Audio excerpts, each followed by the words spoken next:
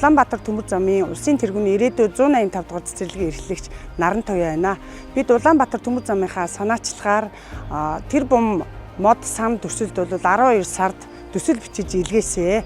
За энэ төслийн маань хариуд манай цэцэрлэг одоо шалгарсан гэд төслийн багийн хамт олон маань агрономчтойгоо ирээд хавар одоо үтсэн. Тэгэхэд одоо манай цэцэрлэг бол уурын зуухны суурин дээр баригдсан учраас бид зөвлөгжүүлэлт хийгээд мод бут тариалаа төдийлөн сайн ургадгүй байсан.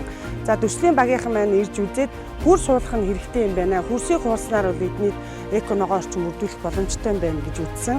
За тэгээд энэ төслийн үйл ажиллагаа маань 2025 оны 6 сарын 1-ээс эхэлж явагдсан. За ингээд цэцэрлэгийн энэ баруун талд маань 4 машин хөрс суулгалт хийгээд 3 машин хар шороо, 2 машин илс авчирч дэвсээд өнцөн өрсөө бэлдсэн. За тэгээд үрээ цэцэж өгөөд мод бутнуудаа суулгасан байгаа.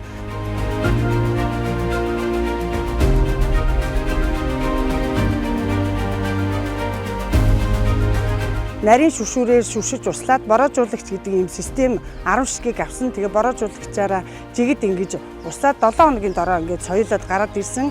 Тэгээ гучлахаа аваад ингээд 100 жангаа бид нар тарьж ургуулад ийм сайхан эко ногоон орчныг бүрдүүлж ажиллалаа. За одоо мод бут тарихад бол хүний хөдөлмөр маш их чухал хэрэгцээтэй юм байна лээ. Тэгээ бид нар одоо энэ сайхан гацууруудаа, энэ сайхан ургамал моднуудаа бид нар өдөр өмжөөд одоо марганцтай 1 литр усаар ингээд шүршдэг байсан. Мөн одоо бордоо хийгээд тэгээ өдөр болгоо усаж ургуулж арчилдаг байсан.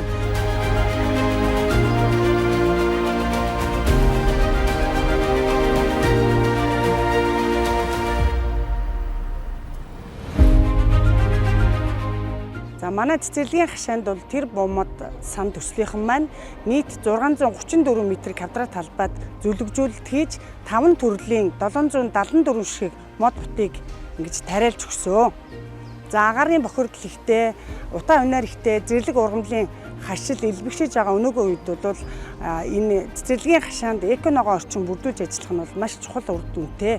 За ингээд хүүхдийг багаас нь байгальд хайртай болгож мөн одоо тэднийг хөгжил төлөвшил дадал хэвшилт нь одоо маш чухал үр нөлөөтэй юм аа. Хүүхдүүд маань өдрийн дэглэмийн зугаалгын үед бүгдээрээ талбайгаа тойрч гарч ирээд за энэ бутнууд хоорондоо юугаараа ижил төстэй, юугаараа ялгаатай юм тийм ээ.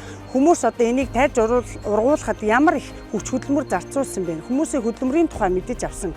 Мөн одоо байгаль ихээр байгалийн гоо сайхнаар хүүхдүүд маань ингэж мэдэрсэн ийм сайхан төсөлт үйл ажиллагаа боллоо. За ингээд тэр бум мод сан төслийн багийн хамт олондоо нийт бяцхан хүүхдүүдийнхээ өмнөөс, эцэг эхчүүдийнхээ өмнөөс, багш сургууль хүмүүжүүлэгчдийнхээ өмнөөс баярсан талархснаа илэрхийлж байна.